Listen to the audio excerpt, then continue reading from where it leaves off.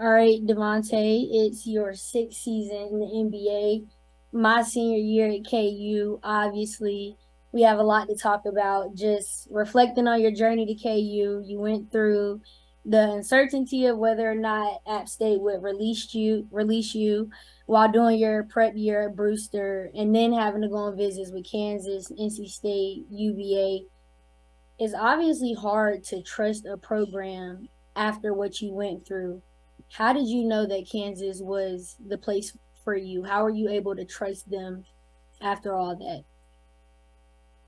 Um, Actually, I mean, it is hard after you go through that process that I went through with App State. But it's funny because I did my first visit, and as soon as I left, I had already known, like, yeah, I'm coming to Kansas. Like, we might as well not even take these other visits.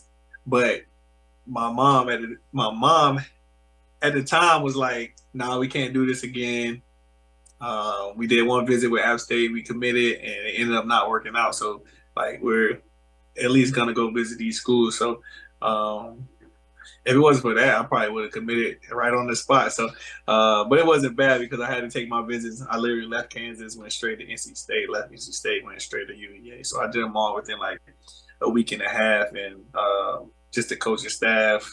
Uh, Obviously, meeting with the fam, and just it just felt like home from the first meeting with Coach Self to meeting their families, and meeting the guys on the team at the time. It just felt like the right place to be. And obviously I was 13 at the time, don't really understand fully what's happening, but I remember going on all those visits and mom just saying like, we can't tell you what we think about the school. She wanted to be your decision. And we had that same moment where we're just sitting in the car like alone and she's like, what do you think? And we're both like, this is the one, this is good energy. And graduate in 2018. 2 years later, I get accepted into KU. The first thing you tell me was that I'm not gonna make it, that I'm gonna be homesick.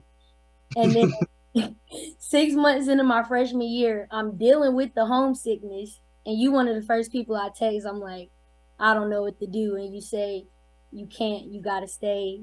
No one at this school has done what you're about to do. What was the reason behind that? Why did you feel like Kansas was the right school for me at that time? I mean, I just know the staff, and everybody um, who could look out for you, would take care of you. Obviously, shout out Bobby and his family for always being there, helping out and stuff like that. So, you was going through a COVID year, one.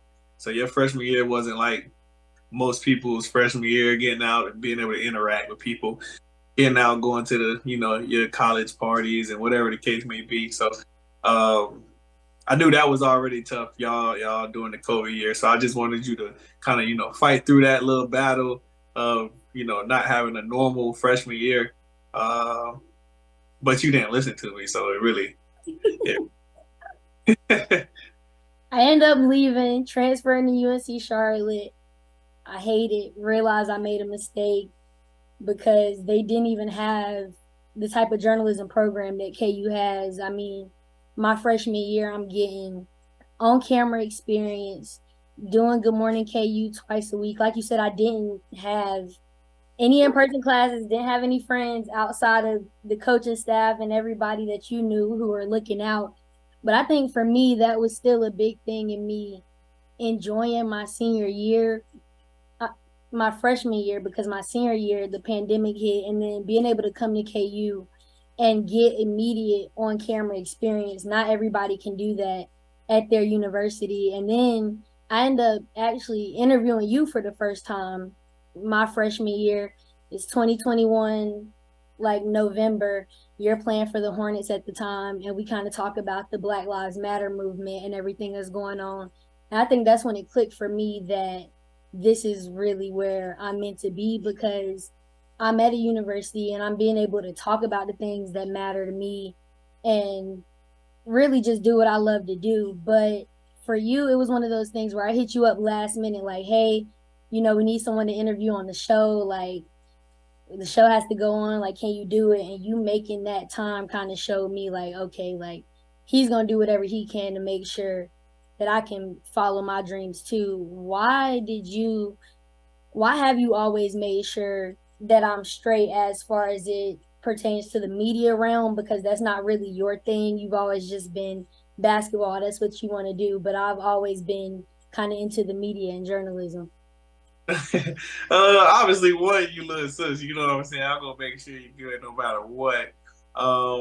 But we're always taught, when you make it and you're successful and you have the platform or the ability to, help people, and whether that's family, whether that's random person on the street, you know what I'm saying? Like, uplift somebody, whatever the case may be, put somebody else in a position to be successful. Like, and I have those tools and, those contacts, or even like you said, just getting on the Zoom for 10, 15 minutes, answering a couple questions, and, you know, doing a podcast, whatever the case may be, I'm always going to make sure, um, the next person has a chance to be able to be successful. Obviously, we blood, so it's like whatever you need. Obviously, I'm gonna come through for it if I got it. So that's not even a thought.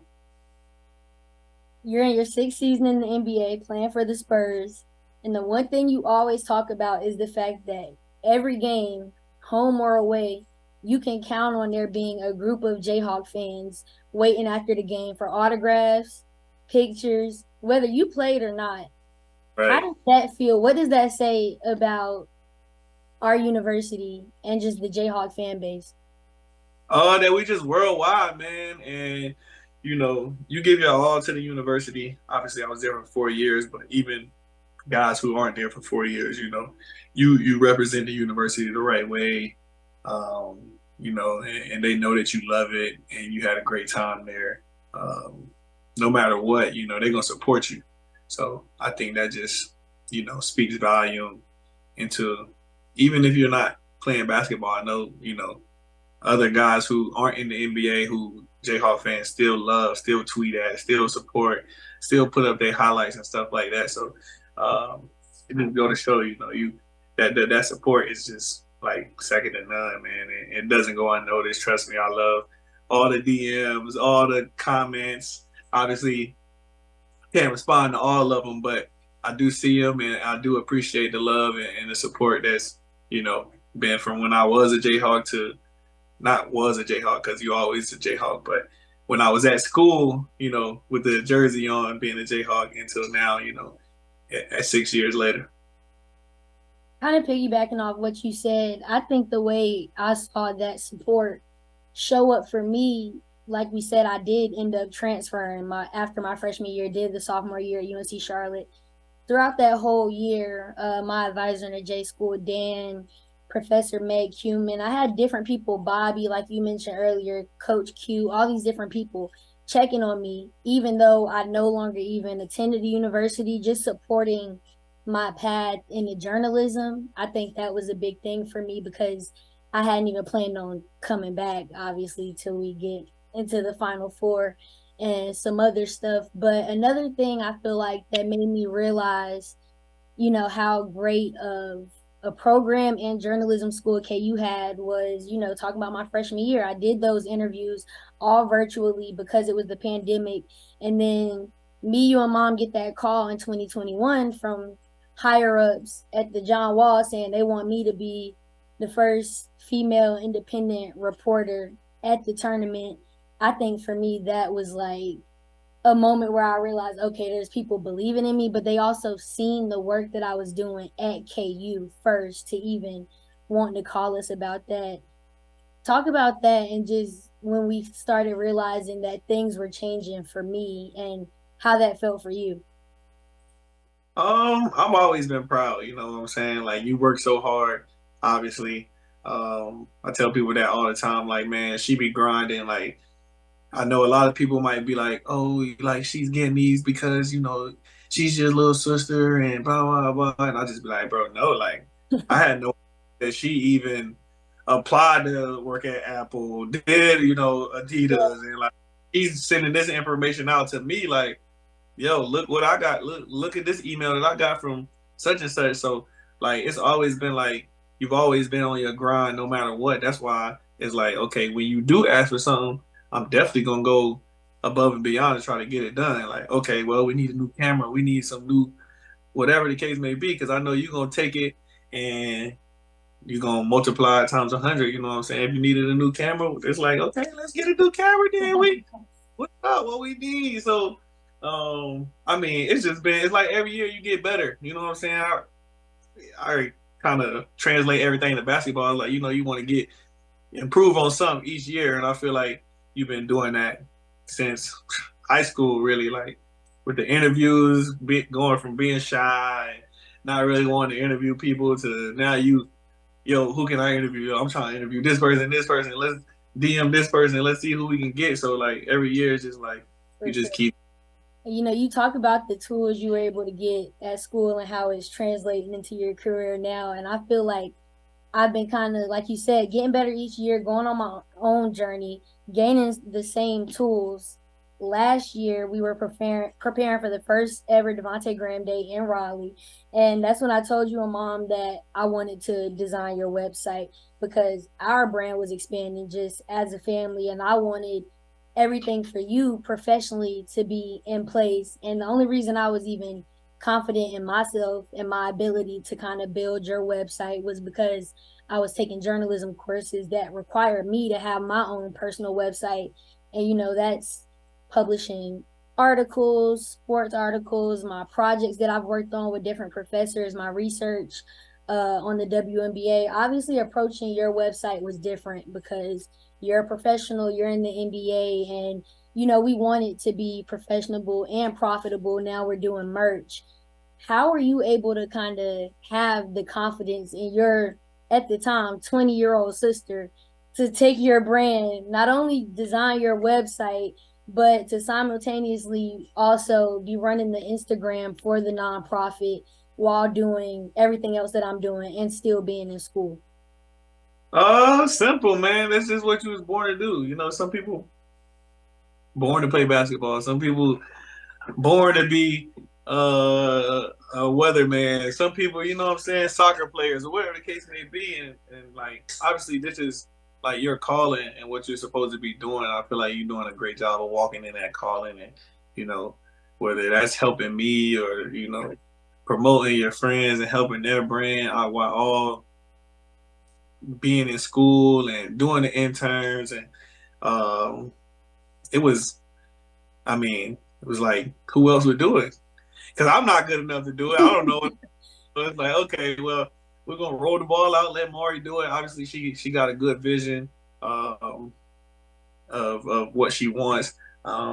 She's taking these classes, and it's like it'll all fall in line. You know what I'm saying? It's like we family, so it's just a trust thing. You know what I'm saying? I wouldn't want somebody else randomly just doing it when I know my little sister, you know, and can use this and it's gonna help her in the long run while helping me at the same time. So it's like, you know, and the website is amazing. Make sure everybody go check that website out. You know, go get you some merch, but also you treat it like it's yours. You know what I'm saying? Even though it's definitely the family and you know my belief and all of that kind of stuff, but it's treated like you know you're gonna take care of it. So that was another reason. Don't hesitate.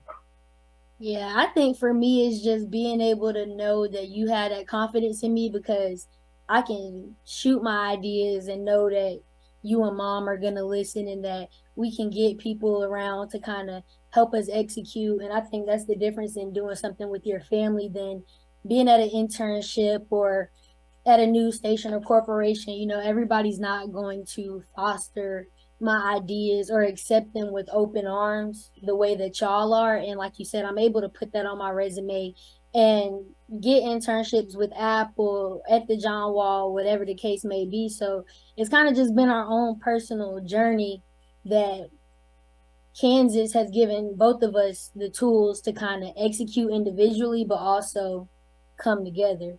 And with that being said, if you had to write a thank you letter to the University of Kansas, what would it say? What would the first thing be that you said? Oh man, if I had to write a thank you letter, um, as far as what? As far as just like my experience, like Everything that we just talked about in reference to, obviously you have your own relationship with Coach Self, the coaching staff, and the basketball journey. I think everybody knows that story, like you always say. But a lot of people, like you say, don't know that I have my own journey and my own kind of path in the journalism school, and you being that proud brother and seeing how it's changed both of our lives. From that standpoint, what would your thank you be, knowing that you came in here and got a degree, and in less than 6 months your sister is about to do the same thing? I would just say thank you. Thank you for y'all support for both of us. Um, Thank you for the memories. Um, just thanks for the family feeling because we're big on family, and I think that's like a huge reason and why we able to be like feel comfortable, be successful.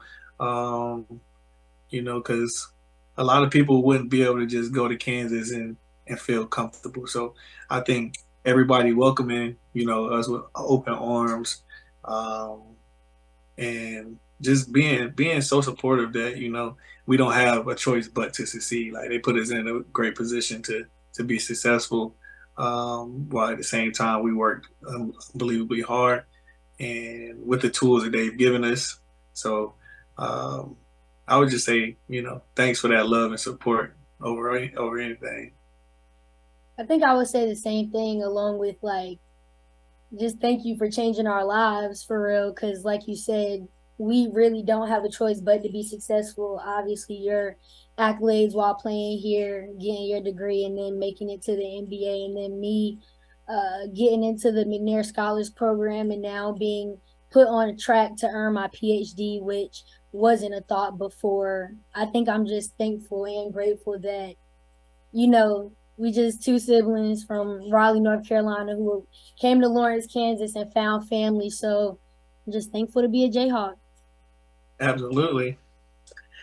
Always thankful for that rock chalk.